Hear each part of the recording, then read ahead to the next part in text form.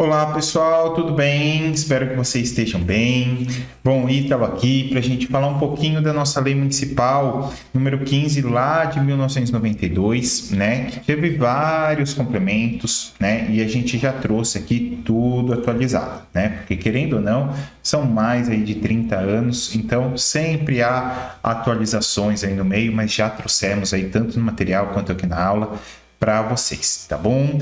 Então, é uma lei, pessoal, de 199 artigos, né? Então, super extensa para vocês, mas que a gente conseguiu aqui pegar perto dos outros pontos que a banca já cobrou em outros concursos, não só aqui na Praia Grande, mas em outros municípios, né? Trouxemos aí os pontos principais. E a gente vai falar deles, né? Dos cargos, quais os requisitos para assumir esse cargo, no nosso caso aqui, professor, como que para fazer a transferência, reintegração, né? São pontos importantes aí de um concurso, o desempenho, né? E quais as responsabilidades, e quando eu falo de responsabilidades, ele vai lá quase no final do artigo para falar também dos deveres, tá? Então a gente vai estar falando tudo sobre isso. A acumulação, que é muito importante para nós professores, que até é uma parte aí que não se pode, só pode os professores ter essa acumulação, né? Então a gente vai falar melhor sobre isso,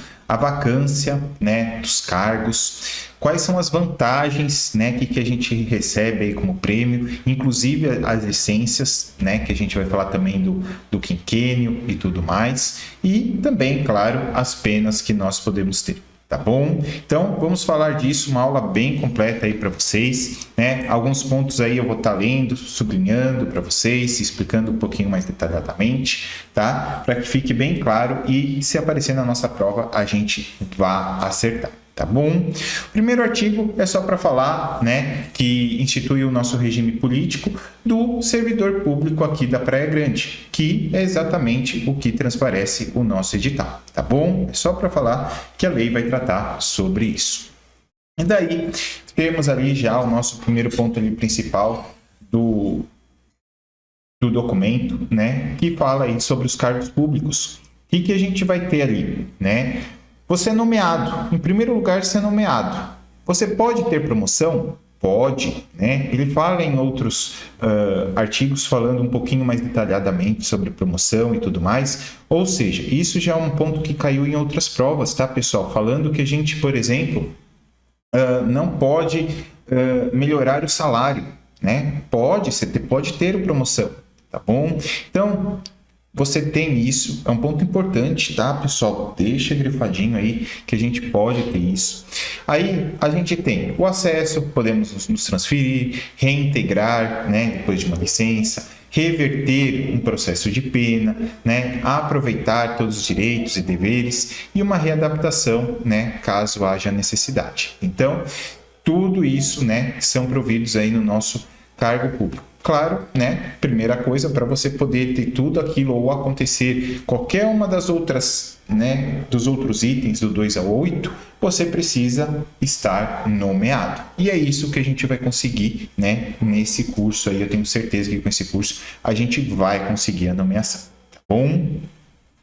E aí, quais que são os requisitos públicos, né, para a gente poder concorrer e para a gente conseguir ser nomeado, né? Primeira coisa, ele fala nacionalidade brasileira, né?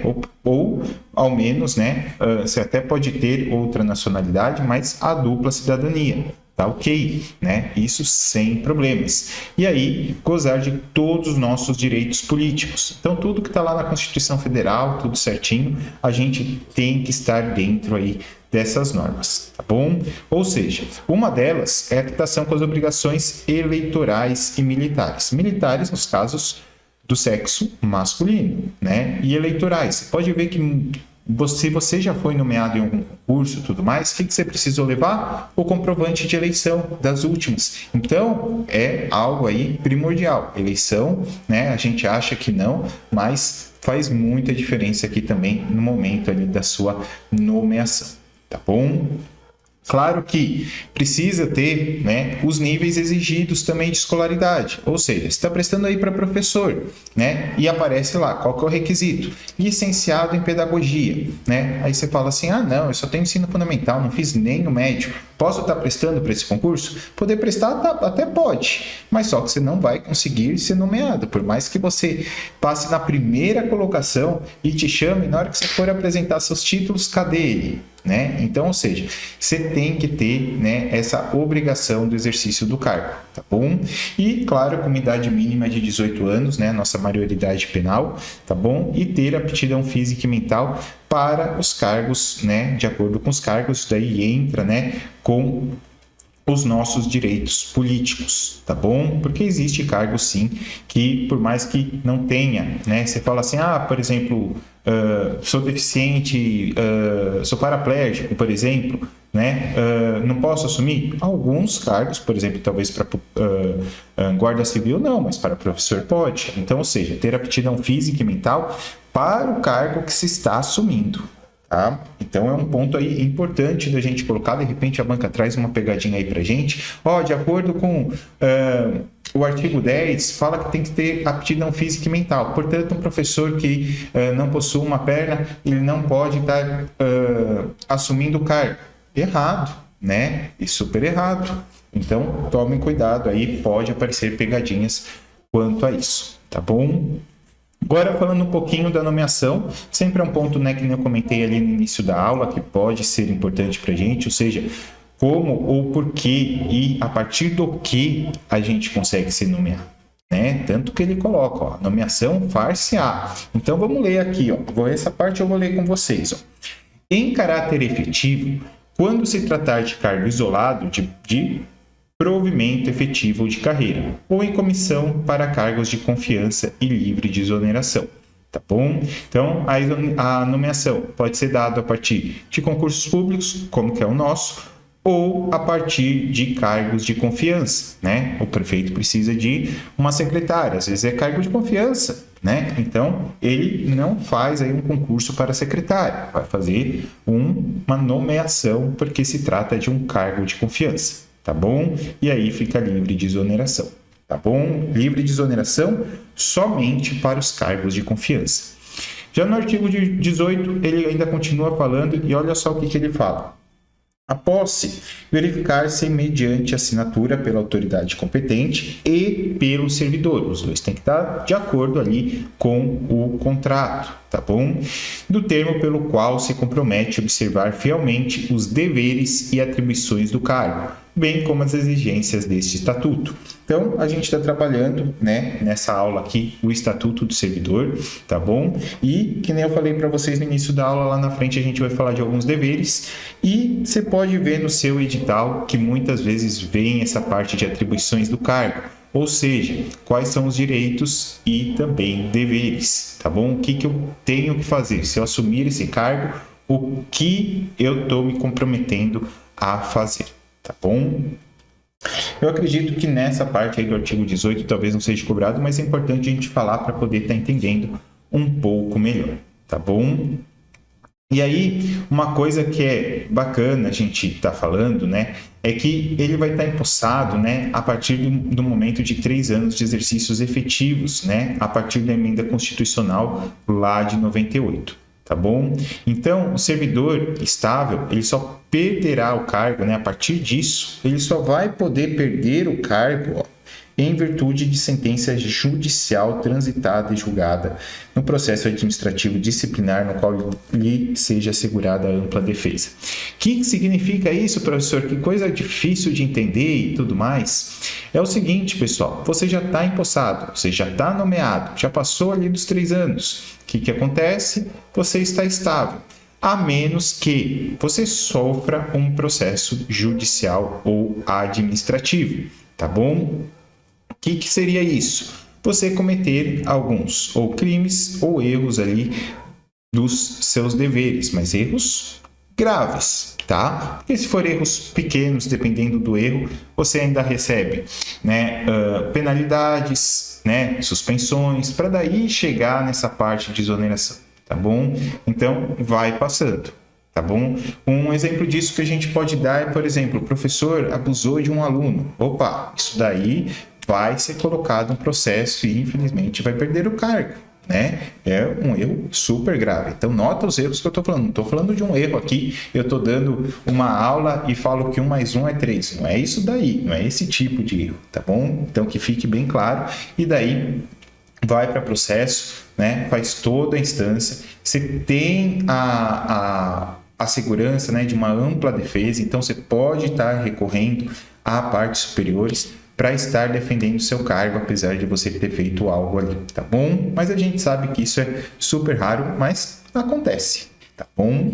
Então, é bom a gente saber aí dos direitos e também dos deveres, tá certo? Mas, enquanto a gente não adquirir essa estabilidade, né, ele pode ser exonerado. Né? Em que constâncias que ele pode ser exonerado? E aí é importante, pessoal, em que constâncias que a gente pode ser exonerado enquanto a gente não estiver estável, né? Perto do que a gente acabou de falar nos artigos anteriores. O que seria isso? Inasuidade, ineficiência, indisciplina, insubordinação, falta de dedicação ao serviço e má conduta. Ou seja, tudo isso está sendo ligado ao quê? Ao seu dever do cargo, né? Ou seja, se é professor, querendo ou não, se é subordinado ao coordenador, que é subordinado ao vice-diretor, que é subordinado ao diretor, que é subordinado ao supervisor, enfim, né? Ou seja, você não cumprir, né, o que se é colocado por eles, né? Isso é insubordinação ou até mesmo indisciplina, né? Você, né, foi ali colocado para lecionar aulas. Aí você chega na sala de aula e faz só o quê? Só brinca com os alunos. Isso daí é ineficiência, né? Ou até mesmo pode entrar como falta de dedicação ao serviço ou má conduta, né? Então veja que são coisas, né? São detalhezinhos que raramente vai acontecer com a gente. Porém, ainda assim, que nem eu falei anteriormente, pode acontecer, né? Então é bom a gente estar dentro aí da nossa lei, sabendo nossos deveres e direitos, né? O que a gente tem que se fazer, não teria problema nenhum. E o nosso grande foco aqui, como que a banca iria perguntar, né? A banca poderia colocar alguma questão falando de estabilidade e falar que a partir do momento de nomeação o servidor não pode ser exonerado. Errado. Ou a partir do momento que ele não adquirir estabilidade. Que motivos que podem causar a exoneração? E aí temos esses itens. Aí você vai lá no item que aparece um desses tópicos, tá bom? Então fiquem bem de olho, né? Quais seriam as palavras? O que uma coisa leva a outra, né? Uma coisa que leva a outra que vai facilitar você gravar, para mim é isso daqui, ó. Indisciplina. Porque se você não for uma pessoa disciplinada, você não é eficiente, nem tem sinuidade, tá bom? E se você é indisciplinado, você não leva em consideração o que o cargo acima do seu está pedindo, né? E se você é indisciplinado, você não tem dedicação, você não está fazendo bem feito. Ou seja, você tem falta de dedicação e má conduta. Portanto, a indisciplina, eu acho que é uma palavrinha-chave aqui para a gente lembrar de todos os outros. Tá bom? Bom, agora a gente vai para o artigo 26, continuando ainda falando, né, um pouquinho depois aí da nomeação, tudo, mas aqui ele já começa a falar um pouquinho da transferência, tá? A gente pode transferir de cargo? Pode, sem problema nenhum, né? Pode ser transferido, mas desde um provimento efetivo, ou seja, tem que ser feito um pedido, né, ou um ofício para que se atendam, né? E a gente tem que ver se a gente tem os requisitos básicos, né? E o aproveitamento no cargo para que se possa fazer isso, tá bom? Então, tudo tem um processo, tá? Mas aqui o que eu queria trazer para vocês, né? O jeito que a banca cobra e tudo mais, é que pode ser feita a transferência, tá bom? E sempre é um pedido escrito, né, dos interessados, tá bom? E tá tudo disposto no nosso artigo. Logicamente, eu não trouxe ele todo detalhado aqui, porque não seria, né, o primordial, até porque não acontece muito com nossos professores, né? Não é o foco total ali pra gente, tá bom? E aí, por exemplo, você fez ali toda a parte, a gente vai falar de licença também daqui a pouco, né? E você tem uma reintegração, uma reversão, né? Uma readaptação. Eu falei para vocês que, né, a gente trabalharia isso nessa aula, tá? E isso tudo, né? Vamos ver o que um precisa para acontecer o outro, tá bom? Fiquem de olho. Olha só o artigo 30. A reintegração que decorrerá sempre de decisão administrativa ou jurídica é o reingresso no serviço público de um servidor demitido, com ressarcimento dos prejuízos decorrentes do afastamento. Então, ele foi afastado, né? Talvez por uma disciplina, entrou em processo, deu tudo certo, ele vai ser reintegrado. Mas, para haver essa reintegração, isso daí é uma decisão administrativa ou judiciária, tá bom? Do servidor que foi demitido, e com isso ele vai ressarcir todos os prejuízos decorrentes a partir do afastamento. Então, por exemplo, você está ali em junho, foi afastado, não recebe julho, agosto, setembro, outubro. Em novembro você volta para a reintegração. Eles vão te pagar o salário aí desses 4 meses, tá bom? Então, a reintegração ocorre por decisão administrativa. Já a reversão, vamos falar da reversão, é o ato pelo qual o servidor aposentado reingressa no serviço público a seu pedido ou ex-ofício, tá bom? Então, ou seja, ele se aposentou, né, mas ele reingressa no servidor público, tá bom? Então, reversão se trata do servidor aposentado. Já o aproveitamento é a volta do servidor em disponibilidade ao exercício de cargo público, ou seja, por exemplo, a moça ficou grávida, tudo, e daí voltou, né, a professora. Então, é só aproveitamento, a volta do servidor em disponibilidade, tá bom? E a readaptação é o aproveitamento do servidor em cargo mais compatível com sua capacidade física ou intelectual. Nesse caso do artigo 37, talvez não seja tanta ênfase aí para a gente como professores, tá?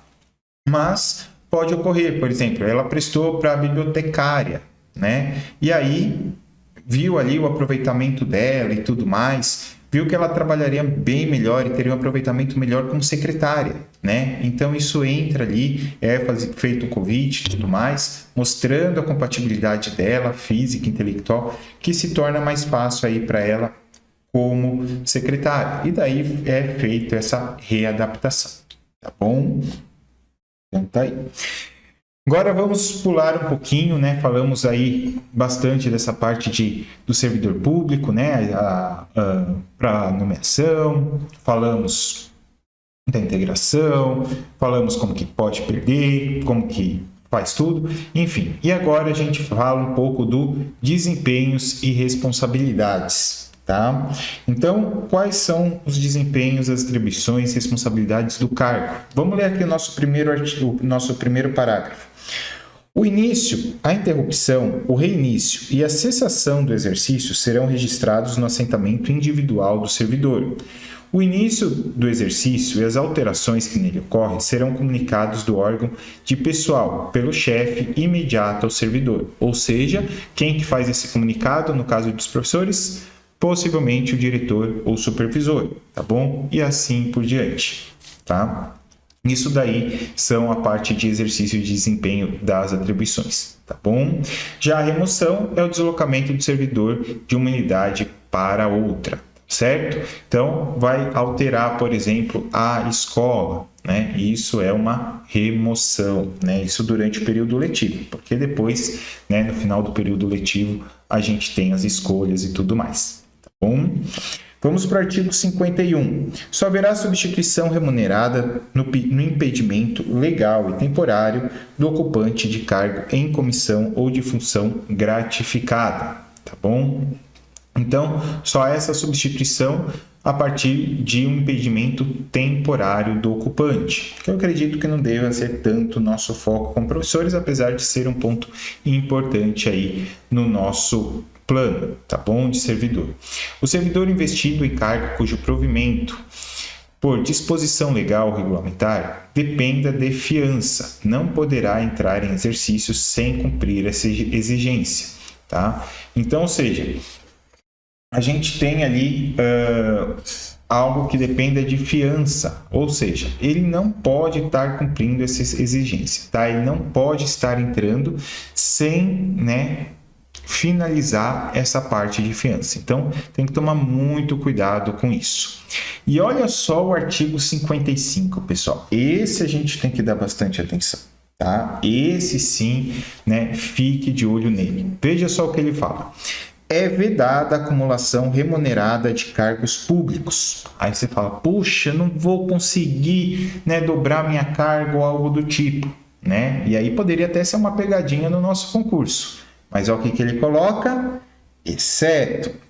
Ou seja, todo mundo, né, não pode acumular cargos públicos, exceto a de 2 cargos de professor. Então, o professor pode dobrar? Pode. Opa! Então, o professor pode. A de um cargo de professor com outro técnico ou científico. Então, você é professor e você também é técnico. Então, dá aula na escola técnica e dá aula no ensino fundamental, por exemplo. Pode? Pode. Então, dá também. E, por último, a de 2 cargos privativos de médico, tá bom? Mas o que nos importa é o 1 e o 2, tá bom? Então, para todos os demais cargos, não pode ter essa acumulação, mas para professores e médicos, ok, tá bom? Então, é um ponto realmente muito importante para a gente, tá bom? Fique claro aí para vocês. Bom, agora vamos falar um pouquinho da vacância dos cargos. E o pessoal fala assim, vacância, mas o que é vacância? Eu escuto tanto falar de vacância, professor. O que significa isso? Né? A vacância, pessoal, nada mais é do que quando o cargo público é desocupado. Então, ou seja, né? E aí eu vou praticamente falar quase tudo isso. O cargo público ficou desocupado. Vou passar por ele já daqui a pouco, tá bom?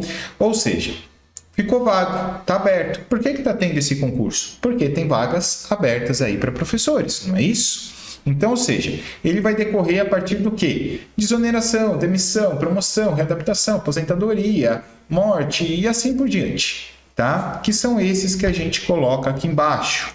Então, ele entra, né, em concurso a partir do momento que alguém exonera, demite, promove, por exemplo, né, abrir um cargo de diretor e de repente não tem concurso de diretor, não tem cadastro reserva. Coloca o coordenador para lá, aí coloca o professor para coordenador. Abriu uma vaga para professor, porque o professor foi promovido para coordenador. Né?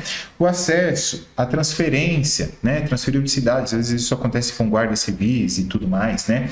Mas enfim, a disponibilidade, a aposentadoria, né? A professora aposentou, abriu uma vaga, né? A nomeação para outro cargo. Então, por exemplo, você está como professora, no concurso seguinte você prestou para a direção, passou, aí você foi para a direção, o que aconteceu? Abriu sua vaga, né? Ou até mesmo falecimento. Bom, então, a abertura de cargos se decorrem a partir desses nossos 10 itens aí, tá bom? Então, lembrando que a gente pode ter aí esses itens ali sendo colocados. Claro que os que mais aparecem para a gente, né, o que eu já vi aparecendo, pelo menos, é aposentadoria, falecimento, nomeação para outro cargo, tá? Esses são, e o de exoneração, são os que mais aparecem quando vem aí alguma questão, tá bom? Mas importante aí a gente falar da vacância, da abertura de cargos, tá bom? O cargo ficou vago, vacância é de vago, tá bom? Então, fica aí para vocês. E aí, a apuração do tempo do serviço do servidor será feita em dias para todos os efeitos legais, tá bom? Então, muitas vezes vem alguns editais, né, falando assim, vamos contar meio ponto por dia trabalhado e tal. É isso daqui que ele traz. Então, é contado isso e daqui a pouco a gente vai falar melhor disso, porque ele vai vir falar de quinquênio para nós, tá bom? Então, aguarda só um pouquinho que a gente já fala melhor desse artigo 58 ali para frente, tá bom? E a promoção, né? Já falamos um pouquinho delas aí, tá? E, inclusive, né, para a professora a gente vê que é um caso um pouquinho mais diferente, tá?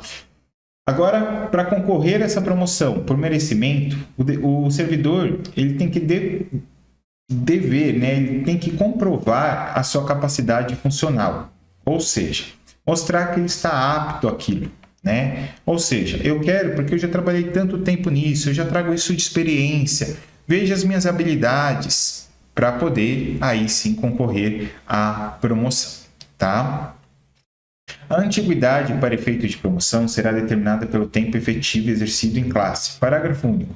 O tempo de serviço para verificação de antiguidade na classe será apurado em dias. Então, por exemplo, falamos ali de diretor, de coordenador, de professor para coordenador, né? Isso daí acaba variando de prefeituras. Mas, veja só, muitas vezes para conseguir ali a coordenação são 2 anos efetivos de professor, né? E abriu isso daí. Alguém vai ter que assumir enquanto não veio ao concurso público. E aí, você pode concorrer a partir do momento que você tiver os 2 anos de experiência. Aí você pode estar concorrendo, né? Pelo menos até um outro concurso público, tá bom? E aí, se sai um concurso público e alguém assume, professor, você volta para o seu cargo de início, que era professor, tá bom? Isso daí é normal, tá bom? E aqui é o que a gente fala aí um pouquinho do acesso à passagem, tá? Mas eu queria dar mais ênfase aqui a vocês ao artigo 78, né? Muita gente, quando sai o concurso, já vem perguntando sobre isso, né? Então, além do vencimento do cargo, ou seja, além da sua remuneração fixa, né? O que o servidor poderá, nota aqui, ó, poderá ter direito ainda às seguintes vantagens.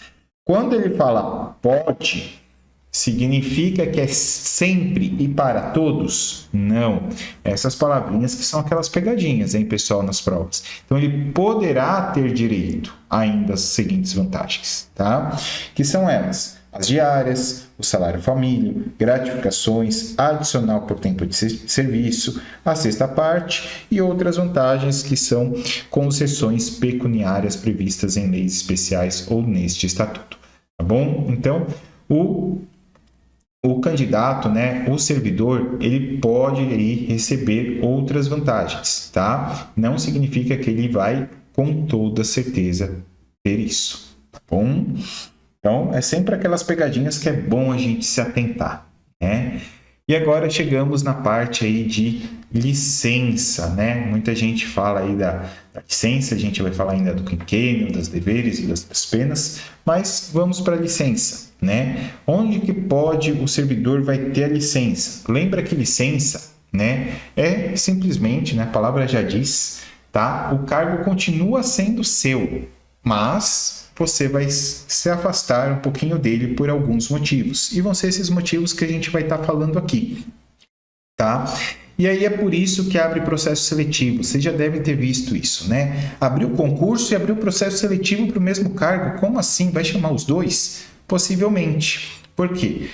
O concurso, né, o cargo, ele é para aqueles que abriram vacância. Para a pessoa que se aposentou, para a pessoa que faleceu, né, para a pessoa que se promoveu, é para isso que abre. O cargo entrou em vacância. Quando a pessoa pede licença, não entrou em vacância, tá? Mas você precisa substituir ela. Imagine um professor de ensino infantil, né? A professora ficou grávida. E aí? Ela não vai poder trabalhar. Quem vai trabalhar no lugar dela? Pode assumir outro? Vai assumir outro, mas por contrato determinado exatamente igual da licença, porque daí quando ela volta, esse sai, por isso que é por processo seletivo, tá bom? Então, quando que pode ocorrer essa licença, pessoal? Para tratamento de saúde, né? É o primeiro de todos, não é à toa que vem aqui, né? Um câncer, um tratamento mais grave aí de saúde, tem a necessidade de uma licença, né? Uma cirurgia, enfim. Quando acidentado no exercício de suas atribuições ou atacado de doença profissional, tá? Caiu de uma escada, foi pegar ali um material que usar na aula, caiu, se acidentou, então ele pode aí estar pegando uma licença. Por motivo de doença em pessoa da família, principalmente em primeiro grau, tá? Em segundo grau já é um pouco mais complicado, a não ser que ela seja sua única dependente, tá? Mas principalmente para filhos é muito mais fácil, né? Para pais um pouquinho mais difícil, mas ainda é primeiro grau, e aí facilita, marido, esposa, né? Acaba se tornando um pouquinho mais simples. Aqui no 4, né? O que eu já tinha comentado com vocês, para repouso à gestante ou à adotante, tá? Então, se adotasse também tem aqueles direitos, tá bom? Para cumprir serviços obrigatórios por lei, então vamos supor que vai passar ali por uma inspeção, alguma coisa, né? Tá sendo julgado, alguma coisa, vai ter esse direito da licença. Para tratar de interesses particulares, isso é muito amplo, né? Por motivos de afastamento do cônjuge, servidor civil ou militar, e ainda temos a licença prêmio, que é o que a gente já vai comentar, tá bom? Mas os 4 primeiros aí são os primordiais, tá bom? Os 4 primeiros. O terceiro e ainda é uma coisa meio em aberta, tá? Então, 1, 2 e o 4 ali, essencial para a gente estar sabendo. E aí, vamos falar um pouquinho dessa licença prêmio, né? Porque recebe um artigo só para ela, né? Que é o nosso artigo 134. E olha só o que ele fala. Após cada quinquênio, o que é quinquênio, pessoal?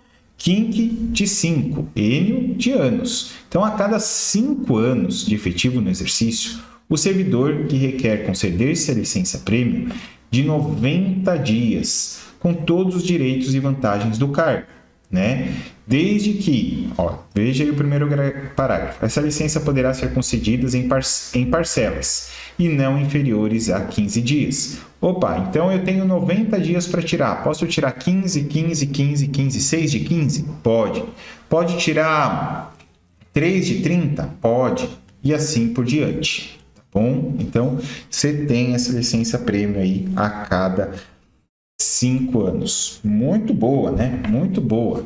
Isso é muito bacana aí do servidor.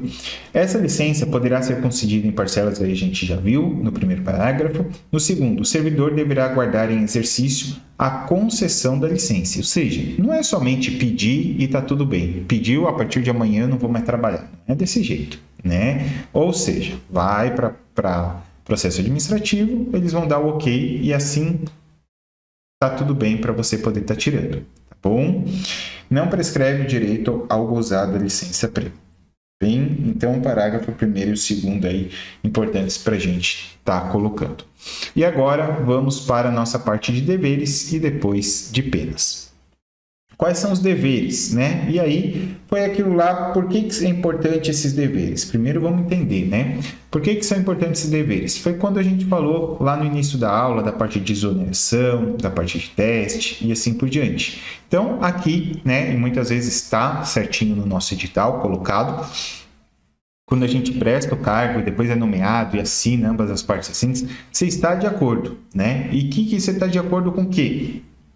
Ser ácido e pontual, né? Cumprir as ordens superiores. Lembra que a gente falou ali, né, da subordinação? Olha aqui aparecendo de novo, né, representando quando forem manifestamente ilegais. Ou seja, o que significa representando quando forem manifestamente ilegais? Vou dar o exemplo de novo da escola. A diretora pede para você fazer uma coisa. Aí você fala, mas espera aí, isso daí está contra a lei. Não vou fazer. Além de você não fazer, você tem que manifestar esse pedido, né? Falar o porquê.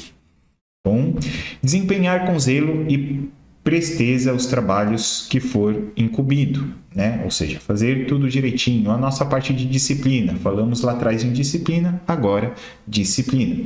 Guardar sigilo sobre assuntos de administração. Então, você viu ali que talvez seja um aluno esteja sofrendo assédios, esteja sofrendo violências ou tudo mais. Você vai comunicando, vai chegando ao conselho tutelar, mas isso é o que o pessoal brinca, né, de segredo de justiça, tá? Então, a gente não pode estar passando esses assuntos administrativos para fora. Tá bom? Então, isso daí significa guardar sigilo. Tratar com urbanidade os companheiros de serviço e o público em geral, né? Ou seja, tratar bem, tá certo? Sem bullying, sem nada disso, porque leva até a parte criminal, né, pessoal? Manter sempre atualizada a sua declaração de família, de residência e de domicílio. Isso é uma coisa que o pessoal não sabe, tá? Então, toda vez que você muda, que você aumenta a família, enfim, né? Você tem que estar comunicando, tá bom? Ou seja, porque muitas vezes podem mandar aí algumas cartas, quer dizer, nem cartas usam mais hoje em dia, mas enfim, alguns comunicados e precisa ter isso publicado no Diário Oficial. Tá bom? Além do que, de zelar pela economia imaterial do município, não vamos, né, menosprezar todos os materiais que a gente tem e tudo mais, né? Fazer um mau uso deles, apresentar-se convenientemente trajado ao serviço, né? Isso daí por si só já fala, né, pessoal? Não vou entrar em polêmicas aqui. Cooperar e manter espírito de solidariedade, isso daí volta muito ali na nossa sexta pontuação, tá bom? Estar em dia com as leis, regulamentos, regimentos, instruções e ordens, ou seja, né, sempre cumprir a ordem da lei, né, inclusive um ponto que a gente citou hoje, né, e eu vou relembrar vocês, a parte eleitoral, né? Proceder público e particularmente de forma que dignifique a função pública, ou seja, fazer de acordo com o que se é proposto, tá bom? E o artigo 143, ele traz a proibição, né, do servidor, toda ação ou omissão capaz de comprometer a dignidade e o decoro da função pública, ferir a disciplina e hierarquia, prejudicar a eficiência do serviço ou causar dano à administração pública, especialmente. Então, ou seja, está falando tudo aquilo que a gente já comentou, principalmente, né, a parte de subordinação. Bom, então vamos ler rapidinho sobre eles, tá? Eu acredito que esse daqui não tem muito o que explicar, só vou grifar aí o ponto principal para vocês, tá bom? Referir-se depreciativamente em informação, parecer ou despacho, ou pela imprensa ou por qualquer meio de divulgação às autoridades constituídas e aos atos da administração. Retirar, sem prévia permissão da autoridade competente, qualquer documento ou objeto existente na unidade de trabalho, né? Esse é o ponto principal, né? Por exemplo, quer ver uma coisa, pessoal, que o professor acaba fazendo muito e não pode? Diário. Diário, né? Se ele é físico, ele não pode ser retirado da escola, né? É um material da escola, você não pode levar para casa, você fala assim, puxa, não fiz as anotações, está final de bimestre, final de semestre, final de ano, você fala, deixa eu correr com esse diário e tal, o coordenador está enchendo meu saco. Isso daí, né, não pode, desde que sem prévia de autorização, tá bom? Desde que eles autorizem, aí você pode, tá? Coagir ou aliciar subordinados com objetivos de natureza político-partidária, né? Ou seja, não tomar nenhum partido quanto a isso, e exercer comércio entre companheiros de serviço no local de trabalho. E aqui eu vou dar um exemplo que aconteceu recentemente na Copa do Mundo, de professor querendo comercializar figurinha com os alunos, né? Ou seja, isso daqui não pode, tá bom? Leva advertência, infelizmente, tá? Quer dizer, dependendo do cargo, pode levar até suspensão, né? Dependendo do que for ali, até suspensão.